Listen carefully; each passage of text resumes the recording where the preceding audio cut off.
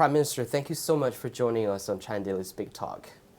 So you were here yesterday to deliver a very big speech at one of the most prestigious universities in Beijing and actually in China. So how do you feel about the speech yesterday? Well, about the speech, you must actually ask the students, but I think that they got some information first from, let's say, the European Union. I mean, what are the things there? What are the main challenges in the European Union right now?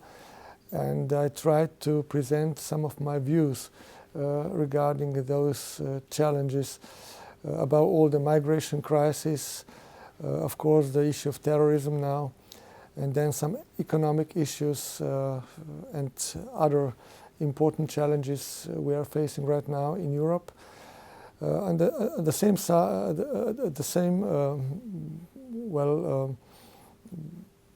what was really impressive, I must say, was that the students were very responsive.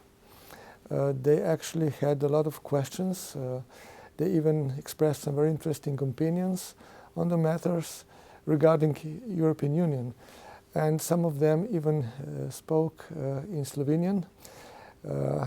I'm very glad that we have students here in China at the Beijing University for Foreign Studies who actually learned, who study Slovenian language. And I can tell you that I'm also very glad that in the next 2 years we will help the university and we will together establish the new department for teaching Slovene language. And this is one of the, let's say, possibilities how China and Slovenia can cooperate in the field of sciences, culture, and especially, of course, in the field of education. And I believe this is very important because besides economy and other issues, we must also tend to establish as many person-to-person contacts as possible, and for that reason I'm also very glad to tell you that in last year the number of tourists from China coming to Slovenia has doubled, more than doubled. I mean, now we have almost 80% more tourists coming from China to Slovenia, and this is something which is so important, to exchange our experience and cultures on the basis of direct contacts among people. And for that reason it is also very important that we have our Slovene community here in China, which I met a few days ago. There are people who work here. We have several companies here from Slovenia which are very successful, I might say. And this initiative, 16+1 initiative, is a very fruitful initiative also in as one of the way how to broaden this economic cooperation between the countries. And I can say that we welcome this initiative, this platform. I believe that it is very convenient and it is complementary for us, the European countries, the Central and East European countries, because it is important that we also cooperate with China and among ourselves, besides our role which we have within the European Union. And this is very fruitful, and I'm looking forward for, let's say, further and even more intensive cooperation between all these countries. Let's talk about China. Last month, the Communist Party of China passed the 13th five-year plan. How do you see this plan?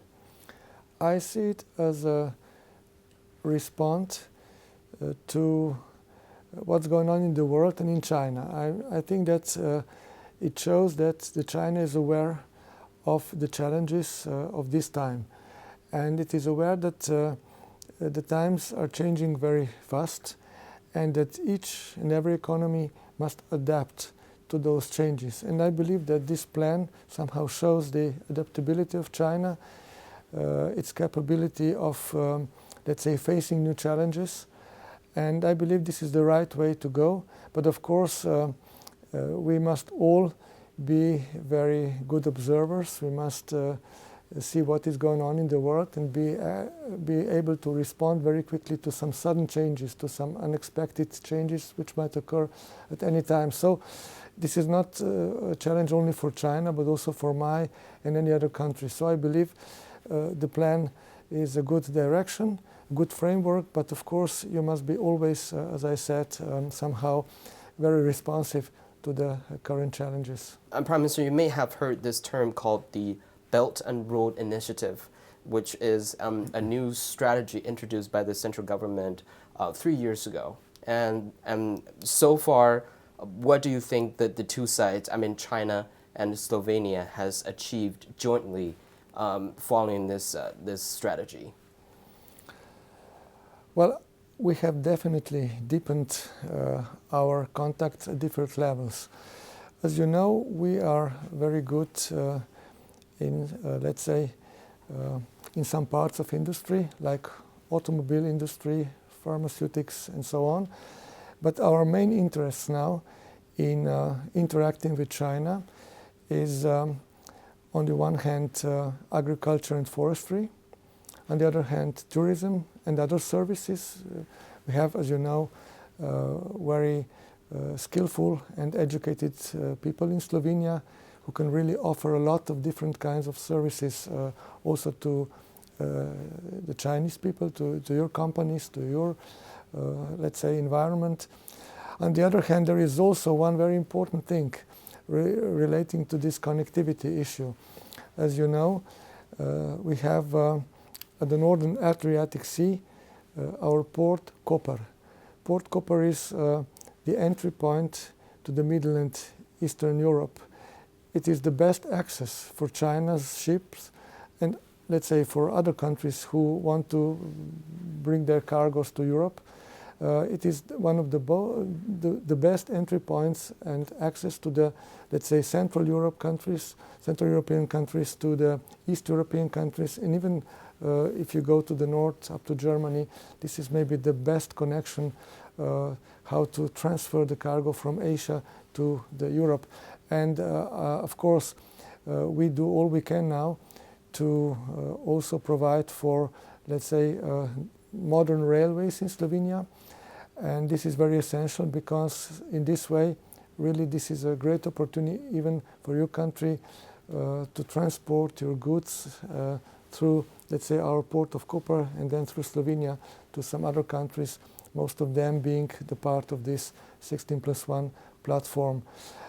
And there are also other, of course, important things here.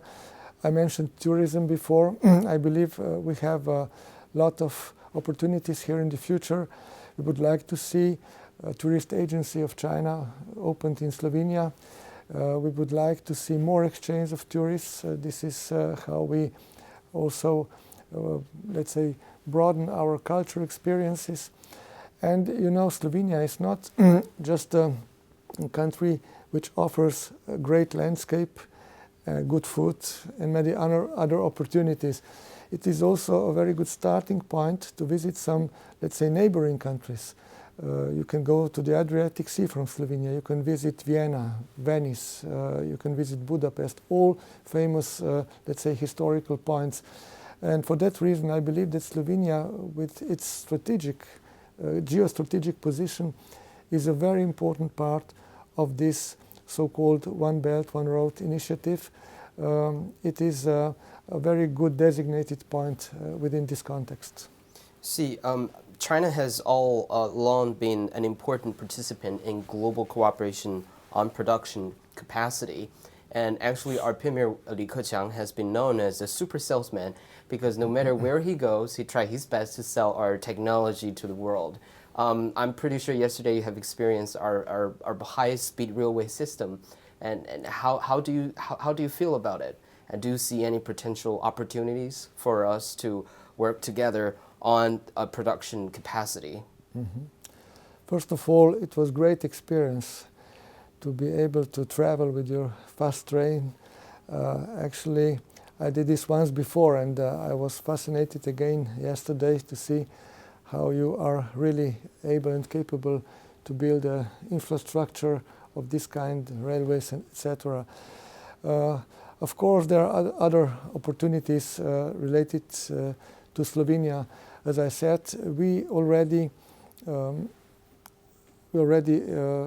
showed our investment plan to your government some weeks ago when my deputy prime minister visited China.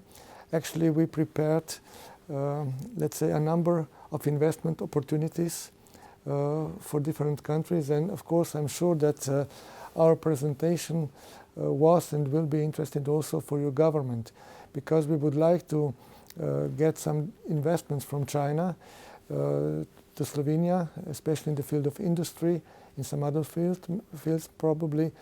And I would like to say that our very good infrastructure in Slovenia, our highly educated and skilled workforce, and some other things can be very attractive for your investors. But of course it takes time, and it takes much more contacts between the governments and of course the people in the field of business.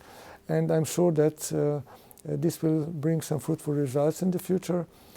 For example, we already are on the way to sign some agreements in the field of, let's say, in the field of agriculture. As I said before, we are very skilled in the field of forestry. As you know, about 2/3 of Slovenia is covered by forests. So we are very experienced here. We have a lot of know-how. And there are other things we can offer. For example, just to put to your attention, as you know, you will, of course, you know that the China will host the Winter Olympic Games in 2022. And since Slovenia is an alpine country, a country with many mountains, we have very good Nordic athletes, you know. And we have recently built a very good Nordic center for athletes who will definitely compete in the future Winter Games. It would be very, let's say, good maybe if the Chinese athletes who will compete at the Olympic Games come to Slovenia to train there. And we can also offer some other skills here in the process of the preparation for the Olympic Games in China. So we did this before, and we are ready to help. We're ready to cooperate with you. So there are plenty of opportunities, and I'm just looking forward to find the best ways to deliver, to actually to implement them. I see. Last, I saved this question here because we are deeply concerned about the migration situation in Slovenia. So how's your government handling the situation? As you know, Slovenia is a Central European country which has now been burdened with this refugee or migration crisis very much. I mean, you must know that about 7,000 to 10,000 migrants are coming to Slovenia every day, passing through Slovenia to Austria and Germany. But some, of course, stay for some time, so we have to provide for shelter, for medical aid, for food and everything. And we try to be compassionate and humanitarian as much as possible. And I think we are doing a good job here. But our capacities are limited, and it is a huge effort here. I mean, on the part of our police forces, volunteers, humanitarian organizations, which has been invested in this process. However, we will not be able to keep this tempo in the future because the migration flows are too big. I understand that migrations are something normal. I mean, in the world, we have had migrations and we will have them in the future. But these huge waves coming now to Europe from the Middle East and Africa, these waves are really too big, and Europe will simply not be able to swallow them in such a short time, definitely. So now, not just Slovenia, but also other countries are overburdened with this influx of different kinds of migrants, not just refugees coming from the war zones, but also from economic migrants and other kinds of migrants. And this can cause a humanitarian crisis in Slovenia, because if too many comes, we will not be able to provide shelter and everything, especially now in the winter for them.